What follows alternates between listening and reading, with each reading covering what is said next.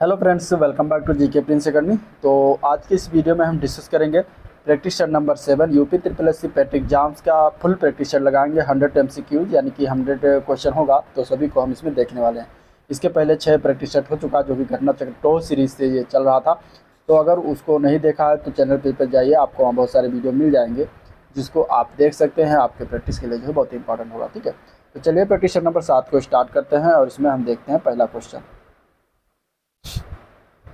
पहला क्वेश्चन दिया गया कि भारत और पाकिस्तान के बीच की सीमा रेखा को क्या कहा जाता है। तो भारत और पाकिस्तान के बीच की सीमा रेखा का नाम क्या है ये बताना है। तो इसका करेक्ट आंसर क्या हो जाएगा? ऑप्शन इसका सी ऑप्शन करेक्ट सही है। रेड क्लिप रेखा उसको कहते हैं। ठीक है, भारत पाकिस्तान के बीच की सीमा रेखा को रेड क्लिप रेखा के नाम से जानते हैं। और इसमें अगर हम बात करें भारत और चीन के बीच की रेखा, तो ये भी जान लीजिएगा, भारत और चीन के बीच की रेखा जो होता है उसको नाम दिया गया है मैक-मोहन रेखा। ठीक है, क्या नाम दिया गया है? मैक-मोहन रेखा नाम दिया गया है। ठीक है, इसके अलावा मैगिनाट रेखा जो है भारत और जर्मनी के बीच की जो सीमा रेखा उसको क्या कहते हैं? सॉरी, भारत में माफ करिएगा, फ्रांस। ठीक है, फ्रांस और जर्मनी के बीच जो सीमा रेखा है उसको हम मैगिनाट रेखा के नाम से जानते हैं। ठीक है, ये सर क्रीक जो है ये कच्छ के रण में स्थित एक दलदली क्षेत्र है और ये भारत पाकिस्तान के बीच का जो है विवादित क्षेत्र है। तो करेक्ट आंसर सी हो जाएगा। नेक्स्ट क्वेश्चन देखते हैं। राष्ट्रीय राजधानी क्षेत्र दिल्ली में निम्न में से किस राज्य के साथ अपनी सीमा साझा करती है? तो राष्ट्रीय राजधानी क्षेत्र दिल्ली जो है वो इनमें से अगर देखा जाएगा तो हरियाणा और उत्तर प्रदेश के साथ अपनी सीमा साझा करती है। इसमें हरियाणा ऑप्शन दिया गया है, आंसर इसका ये ऑप्शन करेक्ट हो जाएगा। ठीक है, हरियाणा। अगला प्रश्न देखते हैं। तो मशहूर भारतीय मठों के संदर्भ में निम्नलिखित में से कौन सा युग्म सही नहीं है इनमें से? ठीक है, घूम मठ जो है ये जम्मू कश्मीर में स्थित है, तो यह गलत है। ठीक है, यही सही नहीं है। कहाँ पर स्थित है? दार्जिलिंग में स्थित है। दार्जिलिंग कहाँ पड़ता है? दार्जिलिंग जो है ये पश्चिम बंगाल में पड़ता है, पश्चिम बंगाल, तो वहाँ पर स्थित है।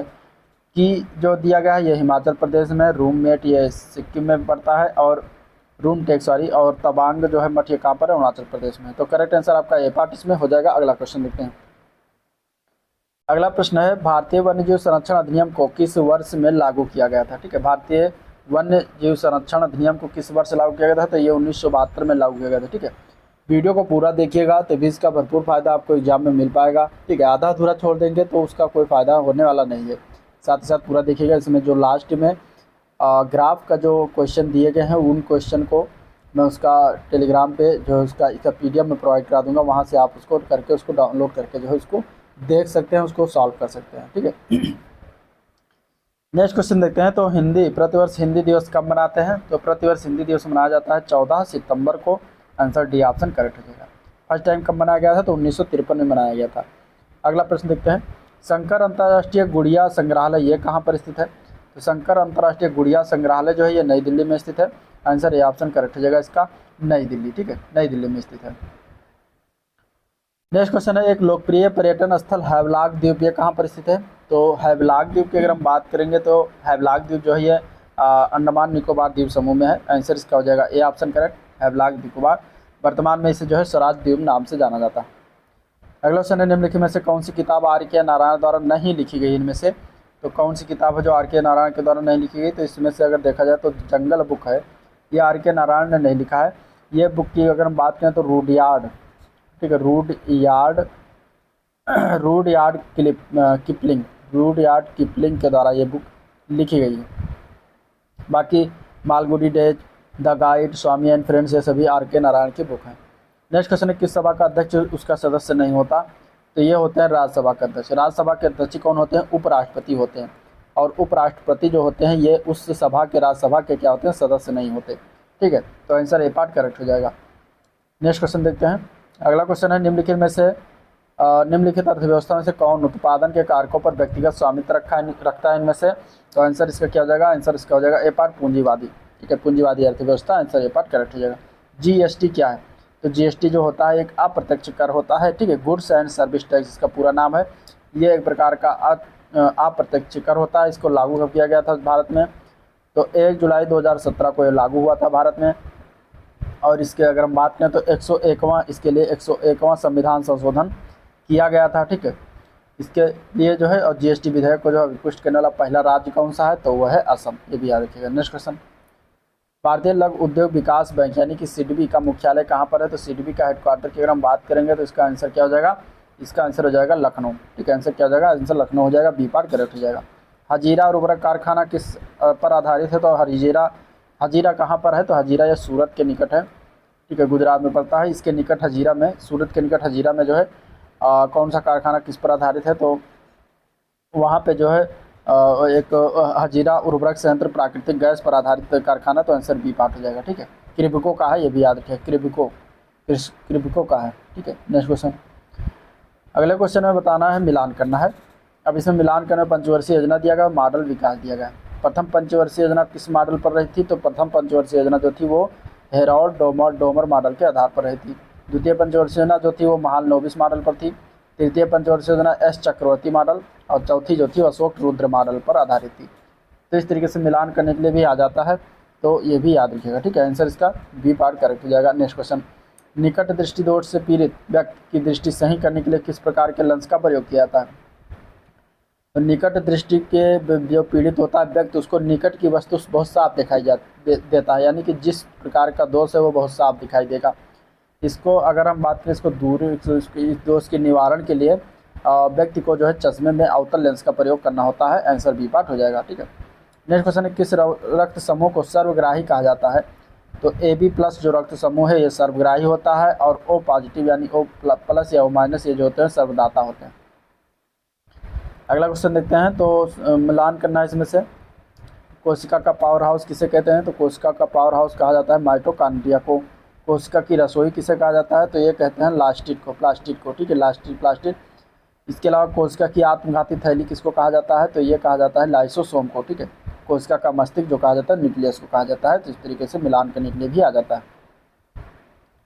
अगला क्वेश्चन है, विस्कोस फाइबर किससे प्राप्त किया जाता है, तो विस्कोस फाइबर जो होता है ये सेलुलोज से प्राप्त करते हैं। आंसर इसका ए पार्ट करेक्ट है, सेलुलोज, जो कि पादप कोशिका भित्ति का जो है मुख्य घटक होता है। निम्नलिखित में से कौन सी गैस को हास्य गैस कहते हैं, हास्य गैस यानी हंसने वाली गैस, लाफिंग गैस, तो नाइट्रस ऑक्साइड को कहा जाता है nitrous oxide. Answer A part हो जाएगा। इसका फार्मूला N2O होता है, N2O याद रखिएगा। निम्नलिखित में से कौन सा अनुच्छेद 301 के तहत एक अधिकार है, तो 300A के तहत अब अधिकार जो हो गया वो संपत्ति के अधिकार से संबंधित है। ये पहले मूल अधिकार हुआ करता था, लेकिन इसको 44वां संविधान संशोधन के तहत 1978 में इसको जो है विधिक अधिकार बना दिया गया 300A में इसको रखकर। ठीक है, तो आंसर सी पार्ट हो जाएगा। Next question. निम्नलिखित में से किस भारतीय संविधान के कौन से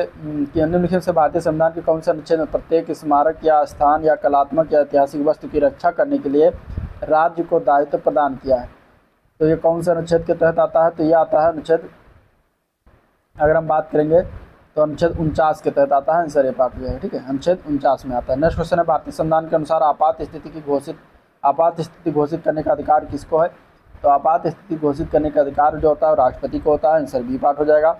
अगला क्वेश्चन है, किस आयोग ने स्थायी अंतर्राज्य परिषद जो अंतर सरकारी परिषद के नाम से जानी जाती है उसका स्थापना का समर्थन किया है, तो यह किया गया सरकारी आयोग के द्वारा। आंसर बी पार्ट हो जाएगा।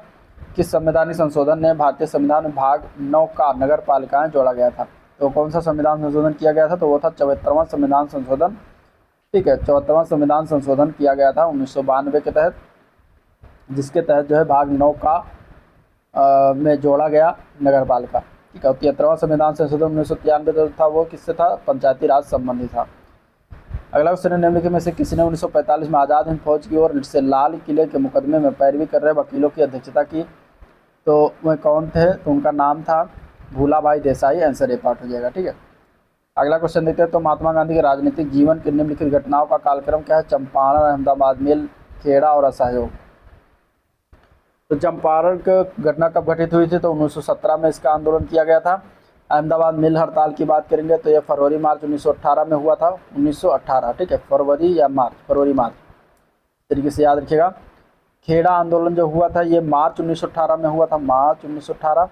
और इसके अलावा असहयोग आंदोलन की बात करेंगे तो ये 1920-22 में हुआ था। ठीक है, अब इसमें आप बता सकते हैं कि कालक्रम जो है किस प्रकार का, आंसर इसका सही हो जाएगा। तो आंसर क्या हो जाएगा, आंसर इसका बी पार्ट करेक्ट हो जाएगा। नेक्स्ट क्वेश्चन है, किस नेता ने हमें CR सूत्र दिया था, तो CR सूत्र जो दिया गया था उनका नाम क्या था, तो उनका नाम था C राजगोपालाचारी।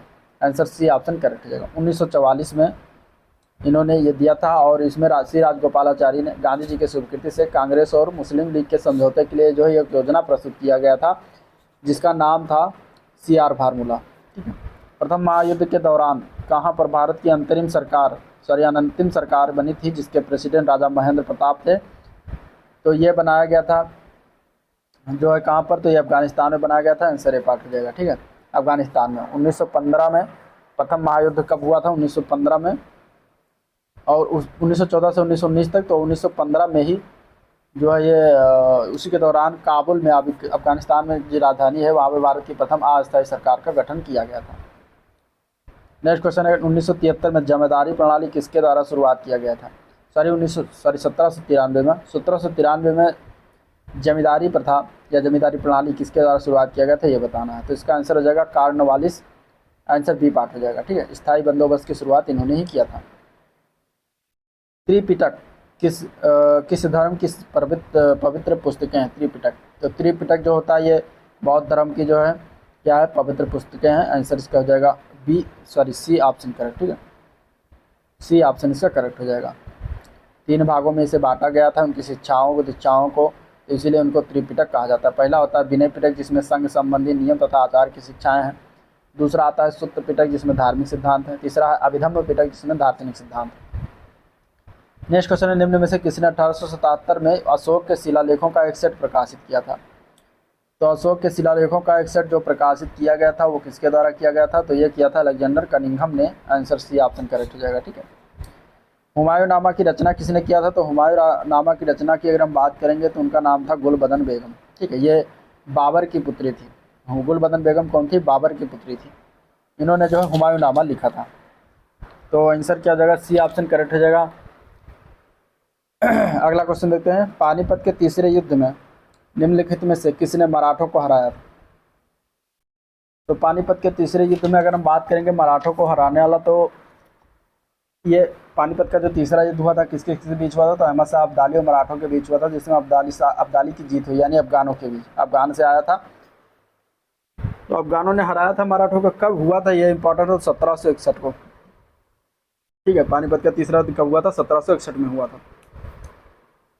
नेक्स्ट क्वेश्चन देखते हैं, विश्व की सबसे लंबी रेल लाइन किन शहरों को जोड़ती है। तो विश्व की सबसे लंबी रेल लाइन जो है ये ट्रांस साइबेरियन रेलवे है। और ट्रांस साइबेरियन रेलवे जो है ये लेनिनग्राड से लेकर व्लादिवोस्टोक से को जोड़ती है। तो आंसर इसका बी ऑप्शन करेक्ट हो जाएगा। ठीक है, अगला क्वेश्चन है, राष्ट्रीय उद्यानों और उनके स्थानों के संदर्भ में निम्नलिखित में से कौन सा युग्म जो है सही है। तो इनमें अगर देखा जाए तो गिर जो है ये कहाँ पड़ता है, तो ये राजस्थान में नहीं पड़ता। गिर नेशनल पार्क जो है ये गुजरात में पड़ता है। अब इसमें दिया गया है तो ये गलत हो जाएगा। इसमें सही युग्म हमें बताना है। रणथंभौर कहाँ पड़ता है, ये इसमें दिया गया महाराष्ट्र, जो कि गलत है, ये राजस्थान में पड़ेगा। केबुल लामजाओ जो पार्क है ये कहाँ पड़ता है, तो ये मणिपुर में पड़ता है, तो ये सही है। साइलेंट वैली कर्नाटक में न पड़ के ये केरल में पड़ता है। ठीक है, साइलेंट वैली नेशनल पार्क कहाँ पड़ता है, केरल में।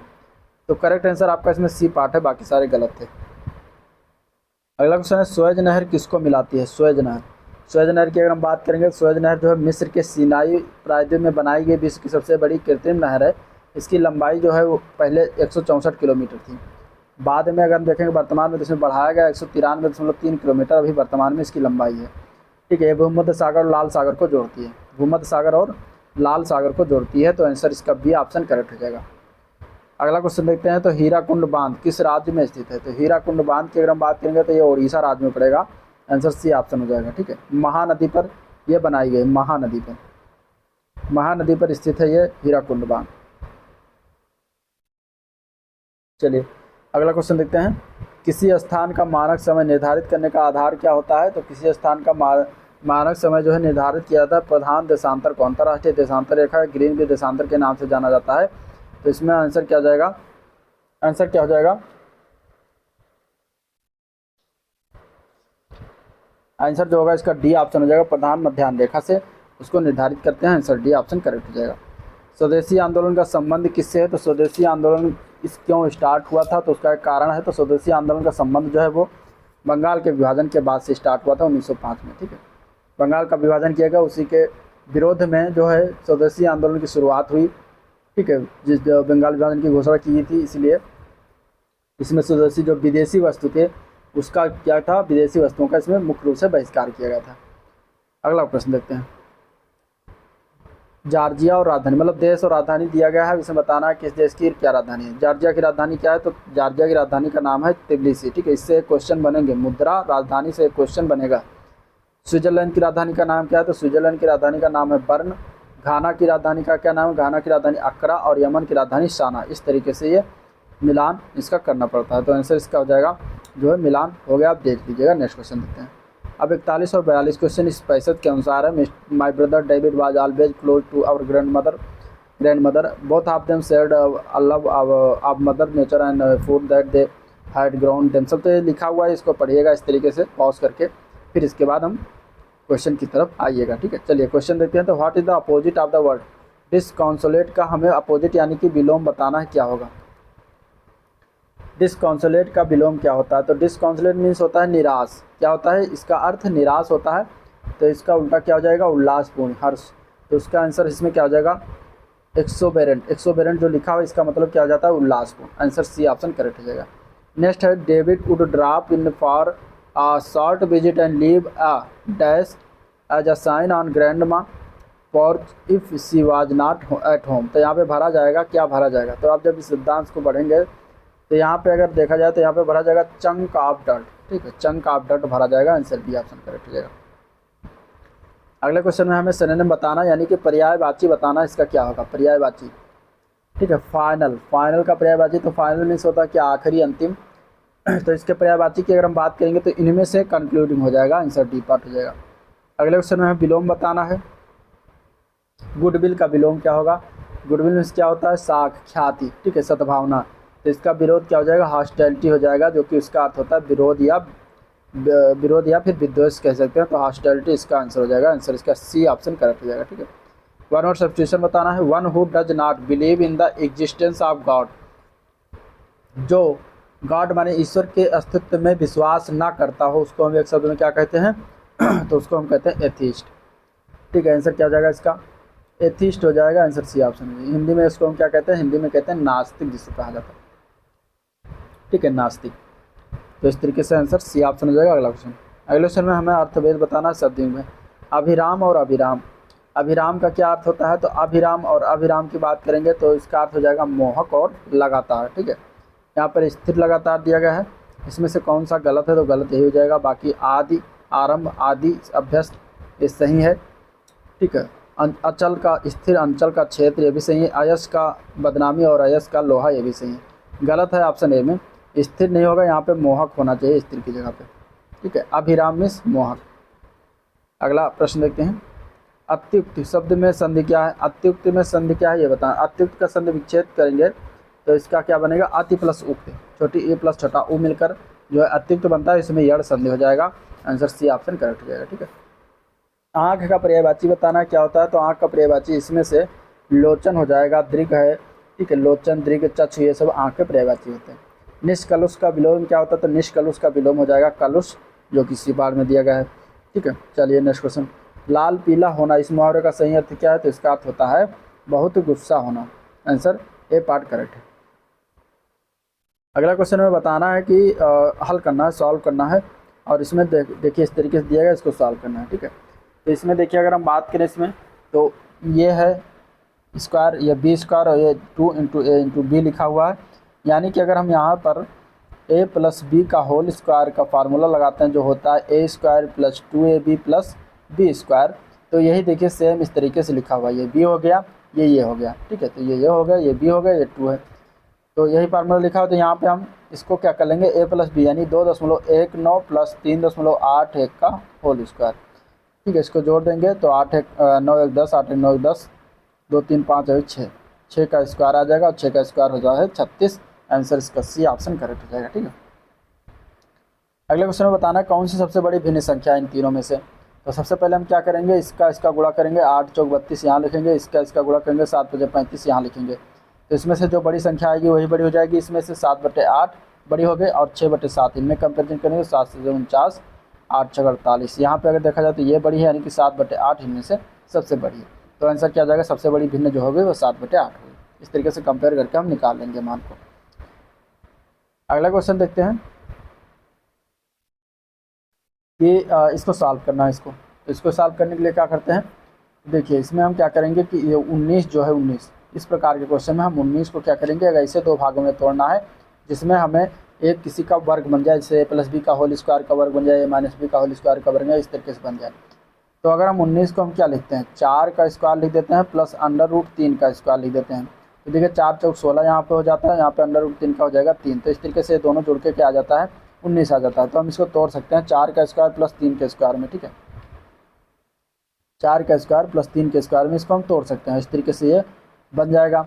अब देखिए यहाँ पर जब इसको आगे हम लिखेंगे, आगे जब हम इसको लिखेंगे प्लस 8√3 जो है, इससे कॉम्बिनेशन बनाएंगे कि 2ab के फॉर्म में बन जाए। तो यहाँ पे 2 पहले लेंगे तो क्या यहाँ पे होना चाहिए, यहाँ पे एक होना चाहिए 4 इंटू √3, एक भी होना चाहिए तो √3। आप गुणा करिए तो 8 4 दूनी 8, देखिए 4 दूनी 8 √3 आ रहा है। तो ये मतलब अब हम इसको कम्प्लीटली अच्छे से तोड़ सकें, ठीक है। अब अंदर का क्या हो जाएगा, a² plus b² plus 2ab बन गया। तो यहाँ पे हम क्या करेंगे, 4 प्लस √3 का ये होल स्क्वायर हो जाएगा, a+b का होल स्क्वायर हो जाएगा। तो ये वर्गमूल जो लगा हुआ ये हट जाएगा, अंदर बचेगा 4 प्लस √3। तो इस तरीके से इसका आंसर क्या हो जाएगा, 4 प्लस √3। तो 4 प्लस √3 इसका राइट आंसर हो जाएगा, जो कि ए पार्ट में दिया गया। नेक्स्ट क्वेश्चन है, प्रथम 10 अभाज्य संख्याओं के औसत तथा 2 अंकों की प्रथम 10 अभाज्य संख्याओं के औसत का अंतर क्या होगा, ठीक है। तो प्रथम 10 अभाज्य संख्याएं कौन कौन सी हैं, तो 2 है, प्लस 3 है, प्लस 5 है, प्लस 7 है, प्लस 11 है, प्लस 13, प्लस 17, इसके अलावा प्लस 19 और प्लस 23 और फिर 10वीं संख्या 29। अब बटे 10 कर देंगे तो ये औसत निकल आ गया। इसको जब जोड़ेंगे आप सभी को तो 129 आएगा, बटे 10 करेंगे तो ये 12.9 इसका औसत आ जाएगा, ठीक है। 12.9 क्या हो जाए, प्रथम 10 अभाज्य संख्याओं का औसत। अब 2 अंकों की प्रथम 10 अभाज्य संख्या तो कौन कौन सी हो जाएंगी, तो वो होगी 11 प्लस 13 प्लस 17 प्लस 19 प्लस 19 के बाद आएगा 23 plus 29 plus 31 plus 37 plus 41 plus 43 बटे 10 कर देंगे। इसको जब जोड़ेंगे आप सभी को तो आ जाएगा 264, बटे 10 करेंगे तो ये आएगा 26.4, इसका जो है औसत आ गया। तो अब हमें क्या ज्ञात करना है, इन दोनों का औसत का अंतर। तो 26.4 में से 12.9 घटा देंगे तो कितना बचेगा, 13.5, ठीक है। तो 13.5 इसका राइट आंसर हो जाएगा, जो कि ए पार्ट में दिया गया। तो इस तरीके से क्वेश्चन लगाया जाता है। नेक्स्ट क्वेश्चन, किसी परीक्षा में 65% छात्र उत्तीर्ण हुए हैं, विज्ञान में 60% इतिहास में उत्तीर्ण है, दोनों विषयों में उत्तीर्ण होने वाले छात्रों का परसेंट 40 हो, तो कुल छात्रों की संख्या क्या होगी जब 90 छात्र दोनों में अनुत्तीर्ण होंगे। तो इसको कैसे लगाएंगे, तो सबसे पहले हम उत्तीर्ण छात्रों का परसेंटेज निकाल लेंगे टोटल। तो टोटल परसेंटेज अगर हम निकालते हैं तो कितना हो जाएगा, 65% प्लस 60% उत्तीर्ण और दोनों विषय में जो उत्तीर्ण उनको घटा देंगे। तो आंसर क्या निकल के आएगा, 60 और 65 को जोड़ेंगे तो 135 हो जाएगा। इसमें से जब 40 घटाएंगे तो आ जाएगा ये 85%। तो 85% उत्तीर्ण हुए। अब अनुत्तीर्ण यानी फेल होने वाले छात्र, तो फेल छात्र की अगर हम बात करेंगे तो 100% में से 85% घटा देंगे तो 15% क्या छात्र हुए फेल हो गए। और ये जो 15% निकल के आया ये 90 के बराबर दिया गया है, ठीक है। तो 15% बराबर 90 के बराबर दिया गया है। तो यहाँ से 1% निकालेंगे, कितना हो जाएगा, 90/15 हो जाएगा। और यहाँ पर 100% जब निकालेंगे तो कितना हो जाएगा, 90/15 इंटू 100। तो यहाँ से कितना हो जाएगा, 15 छक्का 90, 6 गुणे 100 यानी कि 600। तो आंसर टोटल छात्र की संख्या उसमें कितनी थी, 600 थी। तो आंसर इस तरीके से 600 आ जाएगा, ठीक है। आंसर इस तरीके से कितना आ जाएगा, 600 आ जाएगा। तो ये क्वेश्चन इस तरीके से लगाया जाता है। अगला क्वेश्चन, एक पुरुष ने एक महिला से कहा कि तुम्हारी माता के पति की बहन मेरी माता। उस पुरुष का उस महिला से क्या संबंध है, ठीक है। तो पुरुष ने जो है महिला से कहा कि तुम्हारी माता के पति की बहन जो है उनकी माता है, ठीक है। फिर पुरुष की माता है, पुरुष की माता है, पुरुष यहाँ पर हो जाएगा, पुरुष की माता ये हो जाएगी, ठीक है। तो ये पुत्र हो जाएगा पुरुष। तो उस महिला का उस पुरुष से क्या संबंध है, ठीक है। तो उस महिला का, और महिला कौन है, तो उस महिला ये है महिला। तो महिला की माता का पति की बहन का पुत्र, तो इस तरीके से वो पुरुष क्या होगी, महिला की बुआ होगी, ठीक है। और बुआ का लड़का है जो कि महिला का क्या हो जाएगा, मेरा भाई। तो फुफेरा भाई हो जाएगा, यहाँ पर भाई भतीजा जो चचेरा भाई लगा हो तो इसमें आंसर क्या हो जाएगा कजिन यानी कि चचेरा भाई, इसको लगा सकते हैं। तो फुफेरा भाई या चचेरा भाई, आंसर इसका हो जाएगा ए पार्ट करेक्ट। ठीक है, चचेरा भाई आंसर क्या हो जाएगा ए पार्ट इसका करेक्ट हो जाएगा। अगला क्वेश्चन की बात करते हैं। अगला क्वेश्चन है, या तो 22 जनवरी 2011 को शनिवार था, ठीक है, और शनिवार था 22 जनवरी 2011 को, इसके अलावा 23 जनवरी 2015 को कौन सा दिन होगा ये बताना। ठीक है, तो देखिए 2011 से 2015, पहले तो 22 जनवरी 2011 से 22 जनवरी 2011 को शनिवार था। ठीक है, इस तरीके से तो हम निकालेंगे 22 जनवरी 2012 को कौन सा दिन होगा। तो जब सामान्य दिन होता है तो इसमें एक दिन बढ़ जाता है। ठीक है, साल में जब साल बदलते हैं तो ये हो जाएगा रविवार। ठीक है, अब इसके बाद 22 जनवरी हम 2013 का निकालेंगे। तो 2013 को हुआ था, देखिए सामान्य दिन है, लीप ईयर है, क्योंकि 12 को 4 से डिवाइड करें तो कट जाएगा तो लीप ईयर हो जाएगा, तो 2 दिन बढ़ता है। तो यहाँ से रवि के बाद सोम, सोम के बाद मंगलवार हो जाएगा। ठीक है, फिर 22 जनवरी 2014 में एक दिन बढ़ेगा, क्योंकि 13 आप कटेगा नहीं, तो यहाँ मंगलवार के बाद बुधवार हो जाएगा। फिर 22 जनवरी 2015 को कौन सा दिन था, तो बुधवार के बाद बृहस्पतिवार हो जाएगा। ठीक है, हमें निकालना क्या है 23 जनवरी 2015, 23 जनवरी 2015 को। अब 22 जनवरी 2015 को हमें डेट अगर पता है बृहस्पति है, तो 23 जनवरी को क्या होगा शुक्र होगा। तो इस तरीके से आंसर इसका शुक्रवार हो जाएगा, ए पार्ट इसका करेक्ट हो जाएगा। ठीक है, आंसर क्या हो जाएगा ए पार्ट इसका करेक्ट हो जाएगा। अगले क्वेश्चन में हमें असंगत बताना क्या होगा। असंगत की अगर हम बात करेंगे तो इसमें देखिए विकल्प ए की अगर हम बात करते हैं तो देखिए इसमें क्या है कि ये 19 का स्क्वायर प्लस 17 करते हैं तो ये हो जाता है 378। ठीक है, और इस तरीके से अगर हम बी पार्ट में जाते हैं तो 18 का स्क्वायर प्लस जो है 2 करते हैं तो 326 होता है। इसी तरीके से अगर हम देखें तो 14 का स्क्वायर प्लस 2 करते हैं तो ये 198 हो जाता है। इसी तरीके से इसमें 12 का स्क्वायर प्लस 2 करते हैं तो 146 हो जाता है। तो सब में देखिए वर्ग करके 2 जोड़ा जाता है, लेकिन पहले वाले में वर्ग करके 17 जोड़ा जाता है, तो इसलिए 17 जो पहला पार्ट है ये सबसे अलग होगा। तो आंसर क्या हो जाएगा ए पार्ट इसका अलग हो जाएगा। नेक्स्ट क्वेश्चन, जिस प्रकार थका श्रांत से संबंधित उसी प्रकार दुखी किससे संबंधित होगा। उसी प्रकार दुखी जिससे उदास से संबंधित होगा, आंसर डी पार्ट इसका राइट है। नेक्स्ट क्वेश्चन, मदर को इस तरीके लिखते हैं तो इस शब्द को हम क्या लिखेंगे। तो देखिए यहाँ पे देखिए क्या कोड अपनाएगा, तो एम से जब क्यों जाएंगे तो -1 करेंगे। ठीक है, यहाँ से देखिए इस तरीके से इसमें किया गया है, आर से जब क्यों जाएंगे तब -1 करेंगे। ठीक, मतलब पहला शब्द का लास्ट अक्षर और पहले लास्ट दूसरे शब्द का पहला अक्षर इस तरीके लिया गया है। अब यहाँ से ई से जब डी जाएंगे तब -1 करेंगे। ठीक है, एच से जी आएंगे -1 करेंगे, टी से एस आएंगे -1 करेंगे, ओ से एन आएंगे -1 करेंगे, और एम से एल आएंगे इस तरीके से -1 करेंगे। तो यहाँ पे इसी तरीके से हम क्या करेंगे,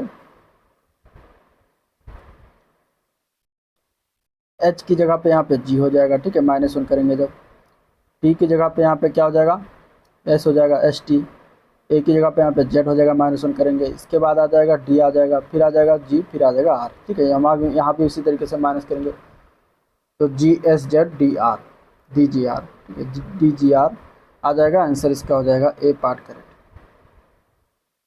अब क्वेश्चन बात करते हैं, सितंबर 2023 में 18वें G20 शिखर सम्मेलन 2023 का आयोजन कहाँ किया गया था। तो इसका आयोजन हुआ नई दिल्ली में, आंसर हो जाएगा इसका ए पार्ट। ठीक है, जो 17वां था वो यहाँ बाली में हुआ है, 19वां कहाँ पर होगा, 19वां ब्राज़ील में होगा। भारत के पहले एआई संचालित एंटी ड्रोन सिस्टम का नया नाम क्या रखा गया है। तो एंटी ड्रोन सिस्टम भारत के अगर हम बात करेंगे तो उसका नाम क्या रखा गया ये बताना है। ठीक है, तो सितंबर 2023 में हैदराबाद में स्थित रोबोटिक्स फर्म ग्रेने रोबोटिक्स द्वारा एआई संचालित एक अत्याधुनिक एंटी ड्रोन सिस्टम का अनावरण किया गया, जिसका नाम जो रखा गया है उसका नाम है इंद्रजाल। आंसर बी पार्ट करेक्ट है। एलेक्शन की बात करते हैं, सितंबर 2023 में किसे नैसकॉम का नया अध्यक्ष नियुक्त किया गया। तो नैसकॉम का नया अध्यक्ष की अगर बात करेंगे तो ये कॉग्निजेंट इंडिया के अध्यक्ष और प्रबंध निदेशक राजेश नाम्बियार को नियुक्त किया गया है। आंसर इसका सी ऑप्शन करेक्ट हो जाएगा। स्ट्रीट चाइल्ड क्रिकेट विश्व कप 2023 का आयोजन किस शहर में किया गया। तो इसका आयोजन हुआ है पहली बार भारत के चेन्नई तमिलनाडु में किया गया। ठीक है, तमिलनाडु के चेन्नई में, आंसर इसका बी हो जाएगा। उत्तर प्रदेश किस शहर में देश का पहला पब्लिक ट्रांसपोर्ट रोप वे बनाया जा रहा है। तो ये बनाया जा रहा है वाराणसी शहर में, आंसर डी पार्ट हो जाएगा। मई 2023 में कौन सा राज्य बड़े बच्चों के लिए डिजिटल हेल्थ कार्ड बनाने वाला देश का पहला राज्य बन गया है। तो इसमें अगर हम बात करेंगे तो उत्तर प्रदेश के तहत अगर देखा जाएगा तो उत्तर प्रदेश जो है पहला राज्य बन गया। आंसर सी ऑप्शन हो जाएगा। ठीक है, अगला क्वेश्चन है, उत्तर प्रदेश में रीजनल फिल्म सिटी किस शहर में खोली जाएगी? तो रीजनल फिल्म सिटी की अगर हम बात करेंगे तो ये गोरखपुर में खोली जाएगी। आंसर हो जाएगा इसका जो है कि कौन सा हो जाएगा, डी ऑप्शन करेक्ट हो जाएगा। सितंबर 2023 में लॉन्च किया गया युद्धपोत महेंद्रगिरी किस शिपयार्ड द्वारा निर्मित किया गया है? तो महेंद्रगिरी जो है ये युद्धपोत मुंबई स्थित मझगांव डाक शिपयार्ड लिमिटेड में जो है ये शिपयार्ड द्वारा निर्मित किया गया है। तो आंसर इसका हो जाएगा डी ऑप्शन करेक्ट। अगला क्वेश्चन है, अगस्त 2023 में किस राज्य में महिलाओं के लिए गृह लक्ष्मी योजना शुरुआत किया गया है? तो गृह लक्ष्मी योजना की अगर हम बात करें तो कर्नाटक में ये महिलाओं के लिए शुरुआत किया गया। तो आंसर बी ऑप्शन हो जाएगा। चंद्रयान 3 मिशन का विक्रम लैंडर जिस पॉइंट पर लैंड हुआ उसका नाम क्या रखा गया है? तो उसका नाम याद रखिएगा, इंपॉर्टेंट क्वेश्चन है। उसका नाम रखा गया है शिव शक्ति। क्या रखा गया है? Shiv Shakti point. Answer C option correct हो जाएगा। ठीक है, और ये भारत जो है विश्व का पहला देश बन गया दक्षिणी ध्रुव पर लैंड करने वाला। अब 71 से 75 क्वेश्चन जो है इस जो है गद्यांश से दिया गया। गद्यांश को पढ़िएगा, हम क्वेश्चन की तरफ चलते हैं। खेलों की दुनिया किसकी चपेट में आ गई है? तो खेलों की दुनिया की अगर हम बात करेंगे तो ये व्यवसायीकरण की चपेट में आ गई है। आंसर जो होगा इसका क्या हो जाएगा, सी ऑप्शन करेक्ट है। जब गद्यांश को पढ़ेंगे तो ये आंसर निकल के आएगा। खेल की अर्थव्यवस्था को बढ़ावा किससे मिला? तो खेल की अर्थव्यवस्था को बढ़ावा जो है वो उद्योगों से मिला है। आंसर डी ऑप्शन हो जाएगा। बाजार का खेलों पर होने वाले प्रभाव का असर वो किस पर दिखाई दे रहा है? तो ये दिखाई दे रहा है आम लोगों पर। आंसर सी ऑप्शन करेक्ट है। खेल प्रतिस्पर्धाओं का किसके बजट पर असर हो रहा है? तो खेल प्रतिस्पर्धाओं का बजट के असर की बात है तो बहुराष्ट्रीय कंपनियों पर हो रहा है। आंसर ए पार्ट हो जाएगा। ठीक है, विभिन्न प्रायोजकों से किसकी संयुक्त आमदनी में इजाफा हुआ है? तो इसमें इसके आंसर की बात करें तो ए पार्ट है आयोजकों में। आंसर ए पार्ट हो जाएगा। 76 से 80 भी गद्यांश से दिया। गद्यांश को पढ़िएगा, हम क्वेश्चन की तरफ चलते हैं। गद्यांश का उपयुक्त शीर्षक क्या होता है? तो जब आप गद्यांश को पढ़ेंगे तो इसका उपयुक्त शीर्षक निकल के आएगा खेलों का गिरता स्तर। ठीक है, खेलों के गिरते स्तर का कारण क्या नहीं है? तो इस गद्यांश के अनुसार खेलों के लिए राष्ट्रीय सम्मान जो है ये स्तर नहीं है। नेक्स्ट है, खेलों पर नकारात्मक प्रभाव पड़ता है किससे? तो खेलों पर नकारात्मक प्रभाव जो है आपसी गुटबंदी होने से पड़ता है। सी पार्ट हो जाए। गद्यांश के अनुसार राष्ट्र की उपलब्धियों में से कौन सा नहीं इनमें से? तो सी पार्ट जो है खेल।